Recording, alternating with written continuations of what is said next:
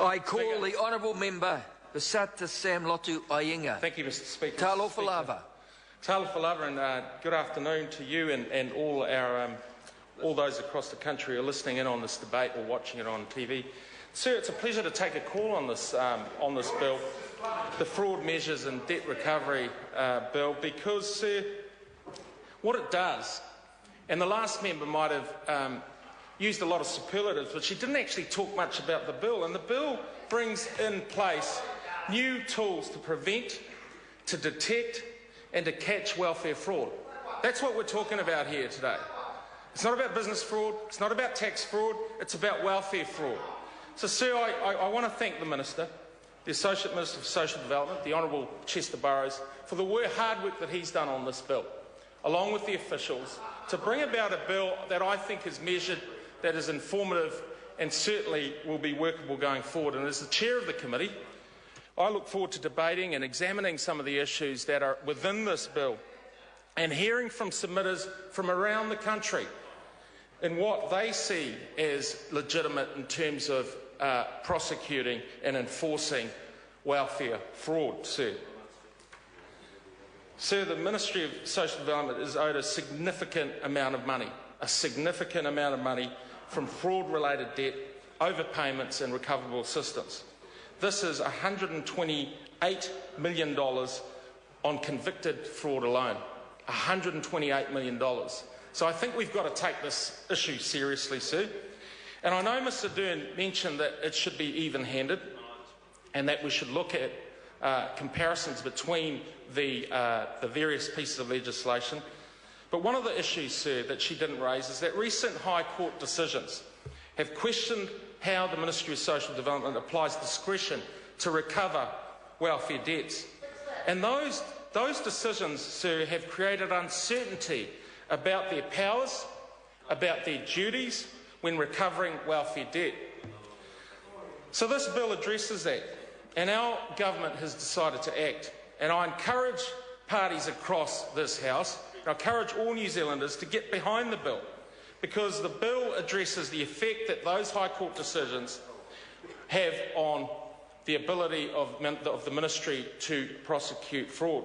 So this bill amends the Act so that it imposes a duty on the Ministry of Social Development to take all reasonably practicable steps to recover debt.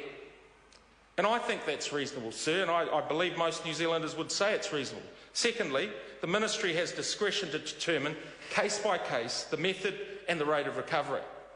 Again, quite objective, and I believe quite simplistic and realistic in terms of what we're trying to achieve. And in exceptional circumstances, sir, the Ministry may defer temporarily that recovery of debt. So it has a social and an empathetic element to it. The Minister is required to issue directions identifying those exceptional circumstances in which recovery may be deferred. But the bill also identifies, sir, as the Minister has pointed out, the considerations to which the Ministry must have regard to in setting the rate and the methods of recovery of those debts, and that's really important, sir. So we know that the vast majority of beneficiaries are honest and do the right thing. And I don't think anyone's mentioned that in the House today, but the vast majority of beneficiaries actually have needs and have those needs met. But a small minority, sir, take advantage of the system. And the Minister has outlined the elements of the relationship fraud, which is a big part of that. And, sir, welfare fraud is a crime. Welfare fraud is committed by criminals. And welfare fraud is done for their own benefit, against the wishes and against the needs of New Zealanders. So we treat this fraud as crime without excuses. And the bill introduces a new criminal offence for spouses and partners who benefit from welfare fraud. These spouses must know or are reckless or as to whether those payments are obtained by fraud. Sir, I put it to the member opposite. I know she's not present in the chamber, but she'll understand. Order. Member, be seated. Okay. It's not proper that members refer to the absence of another, because in this place, all of us at one time or another have to leave the chamber for whatever reason.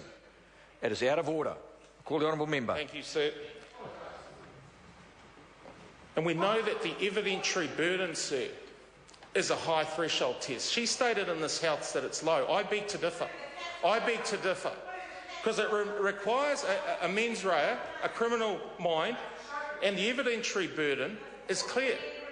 And they need to know or ought to have known. And I don't believe that's unreasonable in the circumstances, because an objective set of facts can be presented where you can assess whether that person ought to have known that a fraud had been committed. Sir, partners could face up to a fine of $5,000 or 12 months in jail. And we will debate whether that sentence is appropriate, but I think that's, in the circumstances, is reasonable. 2013, sir, relationship offending cost the taxpayer $26 million. That $26 million could have been spent on our most vulnerable families who have genuine needs of assistance. It's important that the public has every confidence in the welfare system, and these measures will give the ministry the tools to achieve this. So, sir, I conclude by saying that welfare will always be there to support people who are in need in our communities. That, sir, is a basic tenet of our nation's social fabric. Equally, though, sir, anyone who can work and should be in work or looking for a job should do so. And our reforms of the welfare system in the last 2 years will bring into the 21st century what we believe has been an outdated system. Labor, Ms Ardern and her mates might have turned a blind eye to fraud on welfare, but National promised to clamp down on welfare fraud, and, sir, with this bill, we're delivering on that promise. I call the Honourable Member Dr. Rajin Prasad. Namaste. Namaste, Mr. Speaker. Thank you very much.